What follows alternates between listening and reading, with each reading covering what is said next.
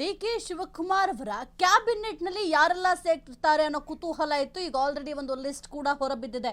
ಈ ಒಂದು DK cabinet ನಲ್ಲಿ ಯಾರಿಗೆಲ್ಲ ಸ್ಥಾನಮಾನ ಸಿಗುತ್ತೆ ಅಂತ. ಅದರ ಜೊತೆಗೆ ಡಿಸಿಎಂ ವಿಚಾರ ಕೂಡ ಬಹಳ ಚರ್ಚೆ ಆಗ್ತಾ ಇತ್ತು. ಹಾಗಾದ್ರೆ ಡಿಸಿಎಂ ಹುದ್ದೆಯನ್ನ ಯಾರು ನಿಭಾಯಿಸ್ತಾರೆ ಅಂತ ಸದ್ಯಕ್ಕೆ ಡಿಕೆ ಸಂಪುಟದಲ್ಲಿ ಡಿಸಿಎಂ ಹುದ್ದೆಯ ಜೊತೆಗೆ ಈಗ ಪರಮೇಶ್ವರ್ ಮತ್ತೊಂದು ಪ್ರಮುಖ ಖಾತೆಯನ್ನ ನೀಡಲಿದ್ದಾರೆ. ಹಾಗಾದ್ರೆ ಯಾವ ಪ್ರಮುಖ ಖಾತೆಯನ್ನ ನೀಡ್ತಾರೆ? ಸಿದ್ದರಾಮಯ್ಯ ಸಂಪುಟದಲ್ಲಿ ಗೃಹ ಖಾತೆಯನ್ನ ನಿಭಾಯಿಸಿದ್ದಂತಹ ಪರಮೇಶ್ವರ್ ಅವರು ತುಮಕೂರು ಜಿಲ್ಲೆ ಕೊರಟಗೆರೆ ಕ್ಷೇತ್ರವನ್ನ ಪ್ರತಿನಿಧಿಸುವ ಹಿರಿಯ ಧುರೀಣ.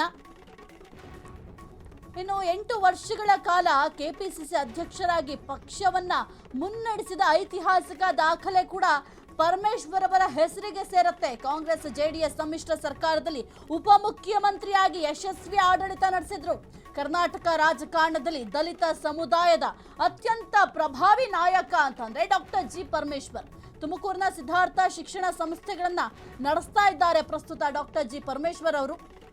ಹಲವು ಬಾರಿ ಮುಖ್ಯಮಂತ್ರಿ ಹುದ್ದೆಯ ರೇಸ್ನಲ್ಲಿ ಮುಂಚೂಣಿಯಲ್ಲಿದ್ದಂತಹ ಹಿರಿಯ ನಾಯಕ ಡಾಕ್ಟರ್ ಜಿ ಪರಮೇಶ್ವರ್ ಕಳಂಕರಹಿತ ರಾಜಕಾರಣ ಮತ್ತು ಸೌಮ್ಯ ಸ್ವಭಾವಕ್ಕೆ ರಾಜ್ಯ ರಾಜಕೀಯದಲ್ಲಿ ಹೆಸರು ಪಡ್ಕೊಂಡಿದ್ದಾರೆ. ಮಧುಗಿರಿ ಕ್ಷೇತ್ರದಿಂದ 3 ಬಾರಿ, ಕೊರಟಗೆರೆ ಕ್ಷೇತ್ರದಿಂದ 3 ಬಾರಿ ಆಯ್ಕೆ, ಒಮ್ಮೆ ವಿಧಾನ ಪರಿಷತ್ ಸದಸ್ಯರಾಗಿ ಆಯ್ಕೆಯಾಗಿದ್ದಂತಹ ಡಾಕ್ಟರ್ ಜಿ ಪರಮೇಶ್ವರ್ ಅವರು ಒಮ್ಮೆ ವಿಧಾನ ಪರಿಷತ್ನಲ್ಲೂ ಕೂಡ ಆಯ್ಕೆಯಾಗಿದ್ರು. ಡಿಕೆ ಸಂಪುಟದಲ್ಲಿ ಡಿಸಿಎಂ ಹುದ್ದೆಯನ್ನ ಅಲಂಕರಿಸ್ತಾ ಇರುವಂತಹ ಡಾಕ್ಟರ್ ಜಿ ಪರಮೇಶ್ವರ್ ಅವರು.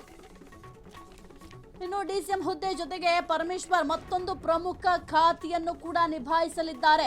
ಯಾಕೆಂತಂದ್ರೆ ಡಿಕೆ ಶಿವಕುಮಾರ್ ಅವರು ಡಿಸಿಎಂ ಹುದ್ದೆಯನ್ನ ನಿಭಾಯಿಸುವಂತಹ ಸಂದರ್ಭದಲ್ಲಿ ಅವ್ರಿಗೂ ಕೂಡ ಪ್ರಮುಖ ಖಾತೆಯನ್ನ ನೀಡಲಾಗಿತ್ತು. ಅದೇ ರೀತಿಯಲ್ಲಿ ಈಗ ಡಿಸಿಎಂ ಆಗುವಂತಹ ಪರಮೇಶ್ವರ್ ಅವರಿಗೂ ಕೂಡ ಪ್ರಮುಖ ಖಾತೆಯ ಜವಾಬ್ದಾರಿಯನ್ನು ನೀಡಲಾಗುತ್ತೆ. ಅದರ ಜೊತೆಗೆ ಈ ಹಿಂದೆಯೂ ಕೂಡ ಡಿಸಿಎಂ ಸ್ಥಾನವನ್ನ ಅಲಂಕರಿಸಿದ್ರು. ಅಲ್ಲೂ ಕೂಡ ಬಹಳ ಯಶಸ್ವಿಯಾಗಿ ಆಡಳಿತವನ್ನ ಮಾಡಿದ್ರು. ಅಂದ್ರೆ ಕಾಂಗ್ರೆಸ್ ಜೆಡಿಎಸ್ ಏನು ಸಮ್ಮಿಶ್ರ ಸರ್ಕಾರ ಇತ್ತು, ಆ ಒಂದು ಸಂದರ್ಭ